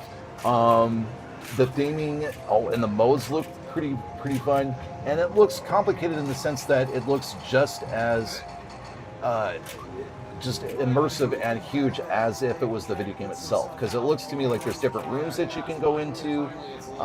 You can obviously use the portal gun and go to different areas eventually and so forth. So there's a lot, I think, is there to unpack that we have only scratched the surface in this so far. Yeah, we got to play exactly one game each on it. So yeah. But each plate looks fun, yeah. You're still not into PP3, yeah. I mean, honestly, it's not really our thing either. It's not meant to be a location situation game. It's supposed to be a home thing. For people that don't want to have a whole bunch of physical games, you buy one, put modules in the closet, and change them out. What very few P3 machines that are on location that are out there, there have been operators that complained that it's very difficult. Most of them have taken them off location, right? Because they're not robust enough. They're not robust enough for locations, and they don't tend to get as much money put in them. Yeah. So up until recently, we had Weird Al, Princess Bride, and Portal are now finally into themes that are licensed that people know. Oh, that's true. Yeah, it's been recent, fairly recent since then. Yeah, cool playfield. Haven't seen a giant screen like that before. Yeah, that's what makes the P3 system very unique, because they do have that giant video screen as a playfield. So it's not only just a video screen; they have a laser grid system that actually tracks the ball, so it knows. On some of the games, it actually has ball trails and things like that. So that is kind of some of the stuff that's kind of cool, but probably also tends to be problematic for an operator that doesn't understand how to repair these kind of things. Well, a lot of it is also complicated because it may be complicated whether it's on one end or the other. Who is this? Hugh Quantantina, thank you so much. Continuum, whatever. I can't read. Star Trek. I can't read. I'm just excited. Thank you so much for coming in, everybody. Yeah, sometimes there are things to hit on the screen, like the inserts on here are actually just lights. They're part of the playfield. They're not actually inserts, so they'll be lit up and it'll actually it'll read when the ball crosses something because it's got a laser grid on it. So So it's kind of cool. I think it's a good step forward. It's still not quite as much pinball as we would like, because we want more things. Yeah, we like the typical pinball machine that has all the bells and whistles. Well, it has more stuff, a variety of depths. This is a step in the right direction, in my opinion. Yes. Because it's got the two ramps that are cantilevered out that drop down to let the ball hit. Yeah. So they're trying to add stuff to it. I'm glad. It looks like probably, if you played it a lot, it's probably one of the best pinball-like P3s. So I have no interest or vested interest in a Portal theme. I never played the games or anything like that. Since I have an entire family who plays it, it doesn't make sense for us. We need multiple machines. Yeah. Yeah. Well, the other thing too is it's more about like if you have limited resources, limited real estate in your house, and you want to have that pinball fixed, but you still want to change things out. That it's a good solution, an elegant solution for your home. Yeah, you buy the base system with a module, and then you just buy the modules when they come out and change them out. Yeah. But yeah, it's like if you got a big basement that you have people over to play all the time, yeah, one game wouldn't be sufficient for that kind of thing. Exactly. So it's got a particular niche thing. You thought Bender was in the game? That's a different Bender I'm thinking of. Oh, thank you for that follow, by the way. Yeah, appreciate Coming in it. for the raid as well. Yeah, like I said, I want to play this further, so I want to see what other things are going on in this game. Yeah, unfortunately, Remember what it was like. no location in Michigan has one of these. So yeah, the closest one is Pastimes. So but we that's got not to find Michigan. somebody local that owns one. Yeah. In their personal collection in order to play it. So you can get some extra games on the same play fields as well. Yeah, exactly. Yeah, that's another point. Yeah, too. sometimes some of the people will code third-party games onto the same module, so you can just literally switch to a different game on it. There's a few that have been released now for some of the modules out there. Yeah, so. Crazy to think that Portal was like the last game that Valve made. Yeah. Life goes fast in the world of video games. Yes. If your game is the last game, that's the best game. You need to be the last one up on the chopping block. We got the first another. one. We got another. All right, P. here we go. We got another letter P. This is one a lot of people I think have been looking forward to seeing some more gameplay. Yes, and that is Predator. So Pinball Brothers chose to bring only Predator machines. They didn't have their ABBA, they didn't have their Queen, and Alien's out of production, so they brought in Predator. Yeah. We'll go into what our impressions are of the game, but I will say this: it's better than ABBA, and it's better than Queen. Thank you. I almost said Spinal Tap. Yeah. I wanted to see Spinal Tap, by the way, Homebrew or Homepin rather. That's okay. Get to the hell. Oh, get to the heli. Sorry. Yes. Get to the chopper. Get to the chopper. Yes. Is we really saying that much though? Yeah. It is because it's better. It is worth mentioning because it's not worse. It's not the same as those last two games. They got better, so I'm excited about it. Yeah. Yeah, because Alien was actually done by Highway, and so a different design team and stuff like that. Yeah. So that they sort of just inherited that. Right. And I think they're getting better on this game. So this one felt a whole lot better than ABBA and Queen. I'd still say it's probably not quite as good as Alien. No, yeah, it's not quite as good as Alien, but definitely a step in the right direction. Hats off to the Pinball Brothers team and integrating everything the way you should in this game as well. I thought all the callouts were on point, all the cinematic scenes that they showed fit in with whatever modes you were doing. Yeah, it was solid. What's the main gameplay path in the game? Is that a Jurassic Park style map to move through the jungle? Excellent question. I can't remember. We're going to show some gameplay. Maybe we'll see some of that stuff once the cameras adjust a little bit here. There we go. Again, we had to kind of shoot one of them. Well, eventually you figured out that one of them was magnetic. Well, the side rails were magnetic, Yeah, but so yeah. we'll see what is that. Yeah, the lock bar was not magnetic, so our camera Isn't that wouldn't weird? stick it. Whatever their stainless was, they used. It must be a low 300 grade stainless. So. Yeah. But once we get the camera all situated, there we go. To answer your question, I don't honestly remember if it is that particular style, if it's like you're going through a map, because that seems to be the most sensible thing to do, right? Apparently you collect some of your characters in the movie as you find them. Yeah. Alien direct connection to Predator table 4 versus mode win. I know, right? Yeah. Everyone's just thinking about that, like Alien versus Predator. So, when's it going to happen? Yeah. So some of the things to note about this Yes. game, this is actually now using all of the fast electronics and standard Williams Bally mechs. Alien had, everything was proprietary. They used a PC board, all these custom controller boxes and stuff like that, and they've gone away from all of the custom stuff, trying to use more off-the-shelf components underneath. That being said, they're really being hurt by shipping and tariff pricing. Yeah, that's the unfortunate thing about Because these are very pricey here in the U.S. Yeah. And unfortunately, $12,500 is not quite. Not what we're going for. Yeah, in a price point. Yeah, for a game. Yeah, I don't think it was quite. Oh, you assemble your team to fight the Predator. Got it, Yeah. Mr. Dark. Yeah, that seems to be what it is. Yeah. Squalito, how's it going? Yeah, our expo was great. We're kind of slightly past the midway point here and showing all the games and things that we got to experience there. Right now we're going over Predator from Pinball Brothers. The Hunter approaches. Yeah, Squalito, we'll be getting to that one. Yes. It's we're doing this in alphabetical order. Rather than Winchester, choose favorites and try to do that. Winchester is a W, so it's we're getting to it. Gonna be at the end. Yeah. Yeah, we played Winchester there. We can't wait to tell you what we think about it. Yes. Yeah. So stay tuned. So Predator, I think it played all right. I mean, the price point is not It's kind of what your low thing yeah, is. well, you got the gameplay and components and mechs don't match the price, but that's also because they're being hammered by tariff pricing and stuff like that. So they're also squishing scorpions. Game over. All right, let's see what your lights, Silver. How's it going? yeah. I'm late. Yeah. For Well, very you've important missed everything in the alphabet up till Predator here. Well, that's okay. You can catch up. You on catch up VOD. on the VOD. Yeah.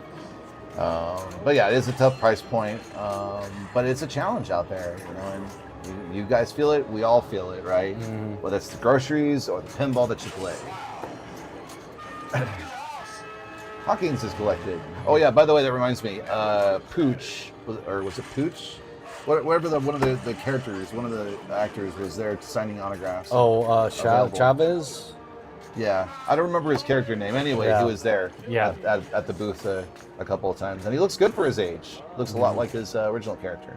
Did he play Poncho? Or Poncho, that was the character's name? I don't know. I couldn't think of the name of the I thought it was Chavez or something. Yeah, I forgot the actor's name. Yeah. But he was there signing autographs and meeting. This game's got some neat things in it. It's got some of the stuff. I feel the art on the bottom by the flippers may have been a last minute change. Oh, maybe. I suspect that they had originally art of all the characters. Poncho, thank you. Poncho. They had art of all the team members, but they probably couldn't get the rights to it at the last minute and swapped out the. Maybe. Yeah, to me that kind of feels that way. Right. But yeah, there's definitely like a map thing in there. So yeah. We haven't hit W. Yeah, exactly. There might be the license premium for Predator 2 to explain cost. Oh yeah. There's Poncho, by the way. Yeah. It's a lot of these, especially if they're in this heavy nostalgia involved and they've got a huge fan base for them. Chances are the prices are going to be, up there. It's hard to find good stuff that doesn't have a huge fan base or some sort of like underground hit. There's less and less of those now. Yeah, he wasn't. Yeah, the Predator was not prominently featured in the artwork. He was a small sculpt, so we're kind of there in the back middle. So, yeah, that's true.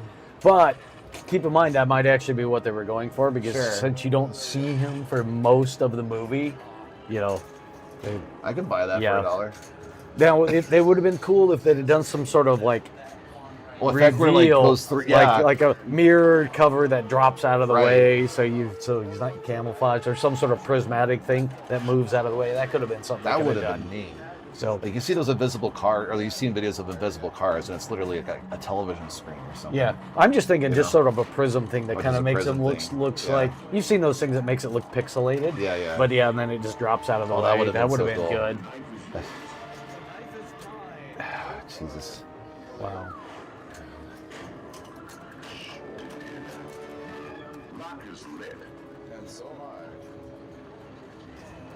Yeah.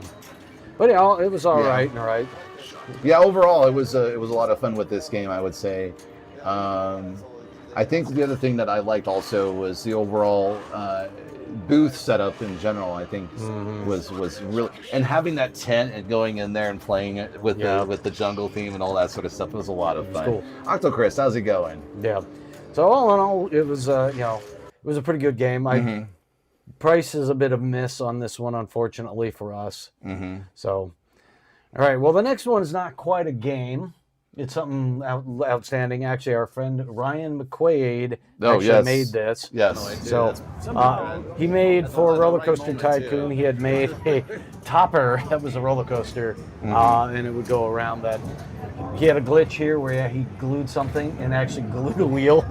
Oh, is that what it was? Because they kept pushing it above this. Apparently, when he glued some stuff together, glue dripped into the wheel and it's like it's not moving. But yeah, he actually had a functional roller coaster for his Roller Coaster Tycoon. And then won, I think, first prize at Best Topper, if I'm not mistaken. I think so. I think he won. Yeah. But it was one of the categories in the homebrew section is homemade topper that is integrated with the game. But I thought that was really cool as well. Really good job on that one. Casual, no, we didn't film any of the Pokemon because we actually did that last year. Yes. Yeah, we actually played that one last year. Yes. Jungle Climate seems kind of bad for a pinball machine. Well, yeah, of course. Okay, so that was a pretty quick one. Good point. Next up is another homebrew. It's another homebrew. And it's on public domain, ladies and gentlemen. Public domain licensing. Yep. Right, there's only a couple of things in here the guy said that weren't public domain. Okay. But here's one of them, Steamboat Willie. And on the top is the best part, right there. I love that. Yeah, it's so cool. I don't know how much fog machine water you need per hour. You have to just keep piping it and pumping it in. Yeah, but it was on the whole time. I have to say that. You have to build a tank with a little toilet bowl float, so when it gets down a certain level, it fills up the fluid again. Yeah. But yeah, it was really cool. Let me read this. Let's see. Bob Bevins is the username on Pinside. This particular homebrew was started about 5 years ago, and we're up at this point now with it, and it came out fantastic. Dwight seemed to be camping that Pokemon game. Oh, really? Yeah. Clearly, Stern's not making a Pokemon game. Well, this licensing is probably really expensive. Mama says I keep forgetting to look for this. Steamboat Willie pinball machine looks amazing. Yeah, I thought so too. Yeah, everything in there that you'd ever want, and it's charming, and it's everything you can have for public domain purposes. What was this things you couldn't talk about the voice? Or you couldn't show the voice, you couldn't show the whistle. I think they still hold copyrights to the sound of Steamboat Willie. Yeah. Because they do have that in their Walt Disney logo, the whistling. But yeah, there's some weird caveats to it. It's bizarre. The whole thing is all weird. All right, so this next homebrew, Rob Burke, the guy who runs Pinball Expo, actually paid to have this one shipped overseas. So shipped in for the convention. So it's based off of a TV show that we're not familiar with. A lot of us anyway. This is the Invaders. It came out in the 60s. It only ran for 2 seasons. It's a lot of espionage and aliens that are involved with it, but seemingly a lot more of the detective genre. The detective genre more so than the alien part of it, and especially in the 2nd season, evidently. Very interesting stats. We were trying to get a ball unstuck in case you wanted live shaking. Oh yeah. I haven't watched an episode of the show yet, but I'm intrigued now. But yeah, you'll see a lot of the stereotypical 60s stuff here. And it was playing. It was actually playing later. It was playing later. They got the ball unstuck. Gary and I, towards the end of the con, we were able to play this game when it was less. Oh, there is one thing that did. So he actually had the side of the cabinet cut out. Oh yeah. So in lighting up the Invaders with RGB, that was actually a cool idea. That was a really cool idea because you can't really tell where the lights are and how many there are and individual things. So. Well, yeah, it's like that whole panel on the side there. It actually looks really cool. Yeah. So. Super niche by Mentor said. That's kind of why I like it too. Yeah. Honda. Anything that's niche is always intriguing to me. Like I want to know more about this show, even if it might not be our bag. Yeah. Well, no, until you watch one episode, right? The Invaders machine felt the closest to a big manufacturer. The theme did nothing for me, but it felt quite professional. I have to agree, especially the overall display. Oh, there we go. Yeah, the overall display with the game itself, it was definitely set up and felt professional as well. I have to agree. But yeah, super niche theme. Yeah.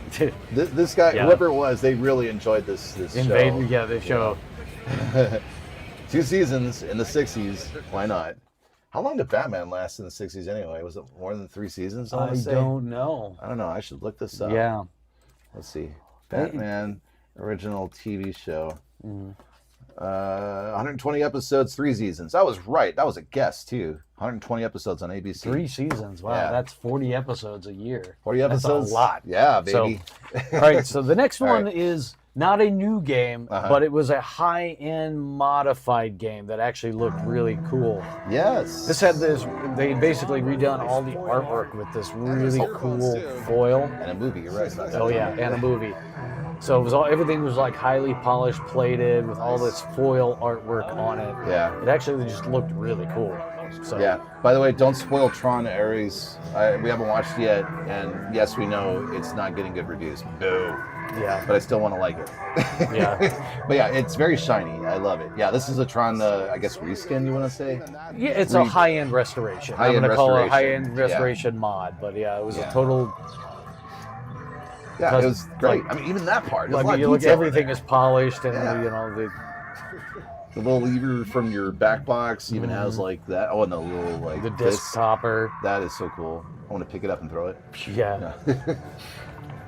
But yeah, these are the super fancy T2. Yeah, and they had this cool lighted apron. Yeah, it's just it was really. I don't remember what the price was, but it was well out of what we'd want to spend on. Yeah, a Tron game for sure. He polished it, ready for me to play it. What a friendly fellow. They were actually letting people play it at this point. Once it got sold, then it... Oh, yeah. Yeah, later on, it was just not playable. Nope. Once they sold it, it was like, hands off, everybody. Yeah. Yep. That's interesting. He brought those machines knowing full well I'm not having to deal with that when I guess that's his company, is they do these high-end restorations, because he had an Indiana Jones right by it. So. Okay. Yeah, that was smart. Yeah. Very shiny indeed. Whichever Terminator where it saw its chrome. T2. Yeah, that was T2 had a lot. Oh, they did have a T2 on sale, by the way, at the very end, and the very entrance of the they literally plopped Somebody plopped it in the entry, and they were like, we're not taking this game home. They had it down to, what was it? It was 3,300. 3,600. 3,600. They were trying to sell it for 3,600. They were 3,600's not bad. Not too bad if it was working now. Yeah. And a Harley. All right. Might have been that. All right, we're getting towards the end. Yeah, got another homebrew here. Yep. It's actually another Detroit person that has done this one. Yep. So, what's the guy's name? Do you have it? Moggly Mog. Moogly Moog. Moogly Moog on Pinside. On Pinside. I don't have his official name, I think. So, Turbo Time. So, it's car racing themed. Yes. So, I'm not sure what the name of this is. So, obviously, you got your 3 cars. Ferrari, your mustard ketchup. Ferrari Corvette, yes. Your Viper-ish thing. Yeah. Right. Yeah. Yeah, it was a lot of fun. I liked the theming. I liked the overall aesthetics as well as, fun factor. A little more campy, maybe a little more campier than the guy wanted the Corvette LT1, but it's not built yet. So you know how the LT1 has that engine in there, so he did something with this long block there being built. If I can do it. Based on the arcade game. It might be. Yeah, the guy was not there when we were playing it, so we couldn't ask him questions about it. Yeah, Turbo Time is the name of the game. Turbo-tastic. I keep wanting to say Turbo-tastic from our beloved movie. Yeah. Wreck-It Ralph. Wreck-It Ralph, thank you. Yeah, Turbo Time. Complete all to start the motor. So yeah, there was a little bit of a rule set banner right there that is sort of out of frame at the moment. Unfortunately, there's a little bit of a... Oh, there you go. You kind of went over there to get rid of the glare. Yeah.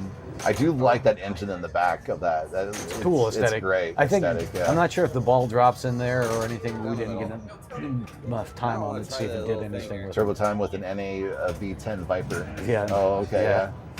The engine is such a great touch. I have to say, yeah. And the little joysticks. I forgot about that. That's what makes you think it's like Road Blasters. You could actually. You can control the pinball machine like that. Yeah. Sort of like the little. The flipper buttons are on the back of the wheel, so you can hold it like the game. So.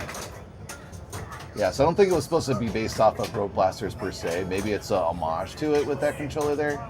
But I know I kept wanting to turn it like I'm like firing at it, like using my car's fire. Right foot left, right, left. No, it doesn't do that. It's trigger based. Yeah. So it was neat, Top Bob. Yeah, it was a good touch. I liked it a lot. All right. Well, all right. So now we're going to just show you this video first before saying anything. Oh, sure. If you want to do it in that order. Tell us what happened here, Gary. What happened? You broke the game. So 2 for 3 on Barrels of Fun debut games, breaking it. I broke Labyrinth, and I've now broken the Mystery House. Yeah. So, in the middle of his gameplay, you can watch. Just watch what he's doing. He's just doing his thing, starting the mode, or avoiding, draining. Now he's going to start the mode here. I will say. Oh, go ahead. I will say I was on a ball 1. Oh yeah, ball 1. I had 82 million, which was a really good score for this game so far. Yep. And as I was playing, yep. I'm like, Flicker and flame. What happened? And the moment I saw that screen turn off, I went, oh, he reached the end of the code. I reached the end of the code, I think. They said they had about 25% of the code in there. Didn't I do that with Labyrinth? Yeah. Yes. But, dang it. Oh. but after that, we were like, we have to leave. And the funny thing is, you were only playing that ball for like 10 minutes. Yeah. I had my ball for like maybe 2 minutes, and then when you had your turn, and then it reset the whole game. So at that point, you're kind of like, well, it would just seem rude to like restart it. Yeah, everyone wait again. Because we did wait about 45 minutes to play at one time. Okay. The first time we played that. This was later, and we didn't have to wait as long when I got that really good game. But yeah. Mm-hmm. You missed this one if you're missing out. Yeah. That's okay. You'll have a chance, I'm sure, to play it somewhere else. I'm hoping anyway, Silver, because I know they're limited edition in terms of how many they have actually sold. What was the count? 600 and something, I think. 525. 525. That's the address of the Winchester Mystery House, by the way. So. Yep. The steering yoke is 100% from Road Blasters. Looks like this. You must have 3D printed the white handles, though. Oh, okay. Yeah. Yeah. Hold on. I'm gonna. Yeah, I think the 100 are out of that 525, so it's part of that 525. 100 were designated to overseas. Mm-hmm. Yeah. Yeah, I in general, how I feel about this game is it's a unique theme. Number 1. Number 2, it's a theme that's based off of an actual thing that you can visit in San Jose, California. Now, you probably know where this is going because I'm originally from California. I've been to this house, so my expectations were a little high in terms of, okay, how are they going to make this kind of be weird? Now, to give you a little bit of a history about Winchester Mystery House, it was owned by Sarah Winchester, the widow of the Firearms Winchester Company. The house became a tourist attraction after she passed away. Evidently, she believed that there were spirits telling her that in order for her to not be haunted by the spirits, that she has to keep building and building and building. And it's a Gothic-style mansion to begin with, Victorian style and everything. The structure itself has how many rooms? I forgot. Let me look real quick. Here's some of the actual gameplay. Oh yeah, here's some of the gameplay. Sorry, as I'm reading through some of this stuff. 45-acre ranch, 21-year-old. Well, yeah. So, irrespective. Anyway, there you go. So basically, it's Winchester it. Mystery House. Yes. You could take the Winchester off the title, and it's the Mystery House. So it's sort of like a haunted, paranormal haunted house game. Yeah. By the way, that whole thing right there that's turning on the upper right-hand corner of the screen is a huge diverter. It's basically cool part. So if you ever played, there's a board game called Suro where you put down these you make the paths. It's kind of like one of those. It goes, and it'll change the paths. Right. Yeah. Hoping it's hard and people rage sell it. You probably will see one soon, I'm sure. Yeah. Wait, I know this place. The diverter is really good. It actually works really snappy. It's like, and it goes. So it's not like, so. Yeah, I don't know if you've ever been to a Top Bob. I've only been to it a couple of times myself. It's just kind of one of those things you never think of doing until someone's in town. And I've been there twice. I went once with my ex, and then I took my mom when she was visiting one time. So there you go. Yeah. Well, thanks, Pat. We'll see you around. Appreciate it. When you look at Winchester, you already made room for it, so it should be soon. Got it. Thank you. Yeah, Jeff showed off the mech. It's a big fat motor. Oh, really? Motor, Silver. yeah. Okay. Really don't like that.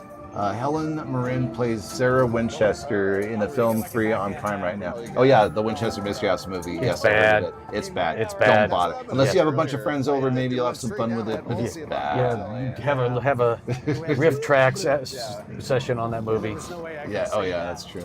Eric says went for the dark tour on Halloween. Oh, that's smart. Yeah, I never Yeah. did the full extended tour. I only did like the normal, general admissions tour. But there's one that's like a hard hat tour you can do and all that junk. Yeah. But yeah, a lot of stuff to unpack. Okay. What were you gonna say? I was gonna say let's talk about the game a little bit here. Yeah. So the game designer is Carl D'Angelo. So IE Okay. Pinball Streaming. So Yeah. he's the guy who did the design. So Carl did what D'Angelo. again? He's the designer. He's a designer. No, I'm saying, what does Carl do? Is He's IE Pinball. IE Pinball. Yeah, Got the big it. streamer does a lot of tournaments There you and go. stuff like that. So, So now you know. they actually had him design this game. Yes. Man, this is one of the best kept secrets. It really pinball. is. Yeah. It came out of left field. People were like, "What is Winchester Mystery House and why are we doing this?" Actually, they have Barrels of Fun, right? They put out a video about this and why they decided with this theme and so forth. So it's very unique with that in mind, but that's done as something in purpose because they want to pick unique themes. They said in their video. Yeah, I mean, Barrels is a boutique manufacturer to a degree. I mean, they're picking obviously themes that are slightly off kilter. Right. You know, Labyrinth, Dune. You know, you're probably not going to see Stern things. Oh, by the way, this one's base is really high, which is why the camera. the Yeah. camera is vibrating because it actually has a bit of shaker in there. Right. This one looks so cool on stream. Oh yeah, for sure, Ghost Flipper. How you doing? I like that loopy feed in the top right corner. Yeah. Yeah, there's a lot of interesting loops as well. I'm starting to see a pattern of some of the Barrels of Fun games with that as well. So, Wolfman, the middle section, what looks like bluish, that's actually kind of a rough, ghostly map of the house. Each insert's a different part of the house. Yeah, which I thought was cool. Yeah. Again, I can't wait to unpack all of that because from what I remember of the tour of the house, it is kind of unique and a bit spooky. I'm sure it's a lot spookier in Halloween, like what Eric was mentioning earlier. Mm-hmm. Super nutty story. Yeah. It was one of those themes that maybe not everyone knew about, but as soon as I saw it, I was like, hey, I know about that house. Yeah. Yeah. Yeah, especially if you're local or you live on the West Coast. Or you visited out of town. Yeah. You'll remember the house have- because it is it's kind of smack dab in the middle of San Jose as well. It's this whole city just grew around it, you know. Mm-hmm. Used to be in the middle of fields. Yeah. So- 500 rooms at its largest. Unfortunately, at one point it did burn down some of it. I think there was a tower built on the third floor or whatever that burnt down at one point. Mm-hmm. But a lot of it was also, the 1906 earthquake actually severely damaged it. But they did rebuild some of it eventually, and then had tours. But yeah, 500 rooms. Can you guys imagine that? Probably. 500 rooms. Probably, Wolfman, if they put them all in the ball, it would just obscure the ball. There's so many inserts, so they had to place them around the outside. That would be my guess. The tours at Winchester at night with only flashlights and lights out. Oh, nice, super annoying. Yeah, I'll have to make it a point to make it over there. 89 probably hit it hard too. Probably, A-Rock. I'm not sure what. Here, let's see what Wikipedia said. Didn't talk about that necessarily, but yeah.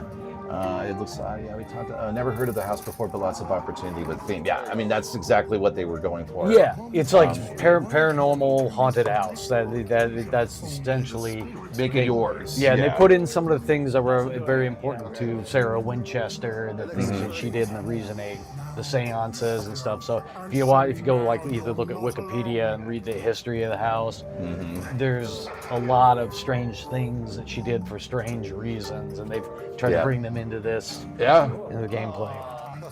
And as of September 2022, the house is owned and operated by Winchester Mystery House LLC, which is a private company that represents the descendants of the Browns.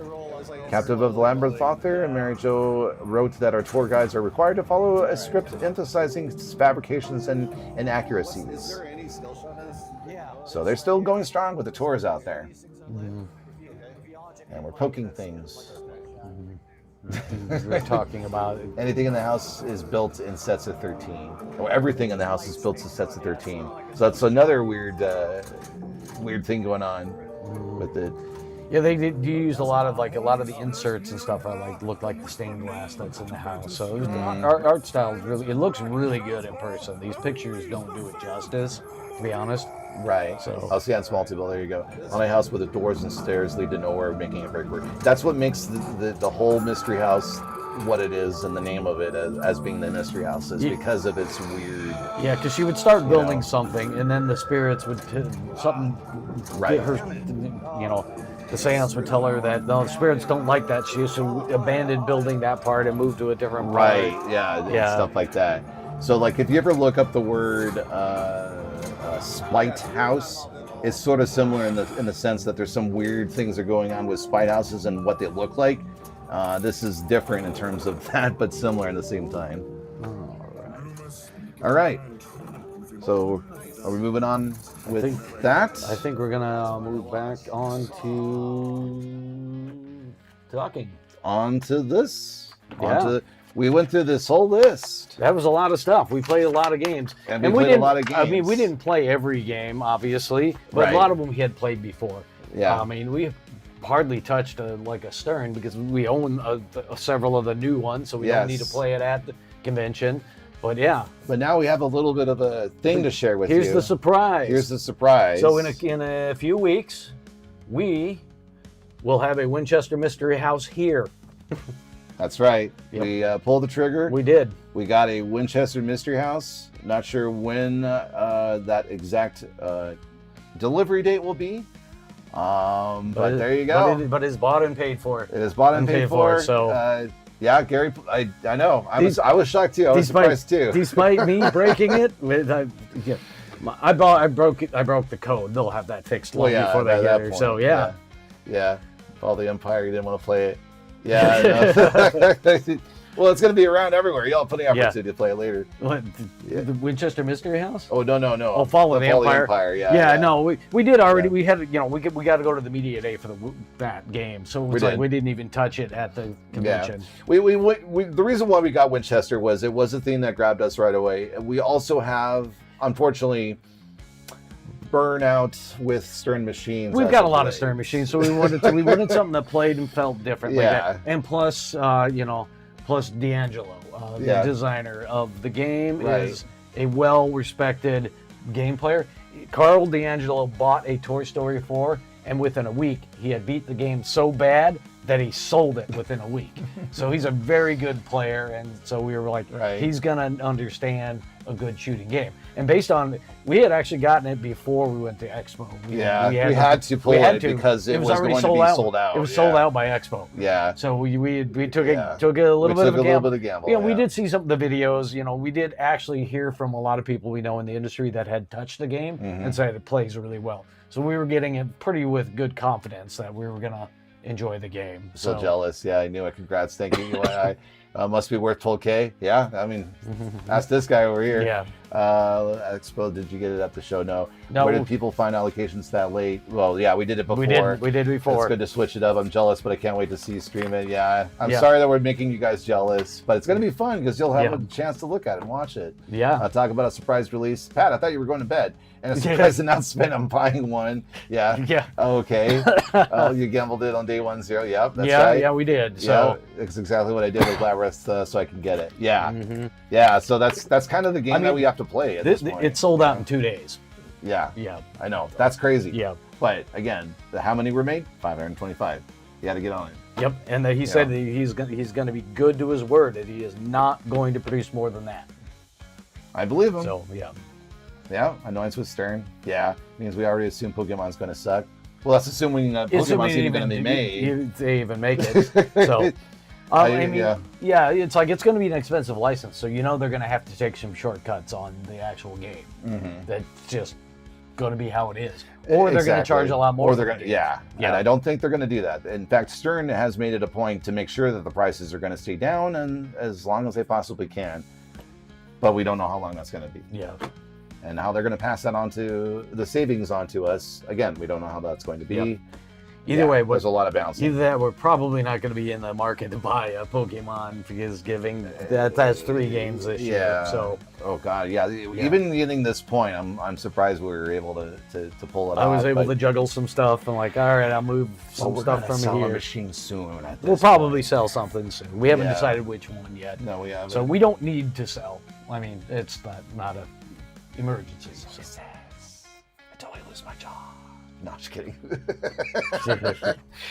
No, we'll figure it out. There's always a will. There's always a way. Yeah.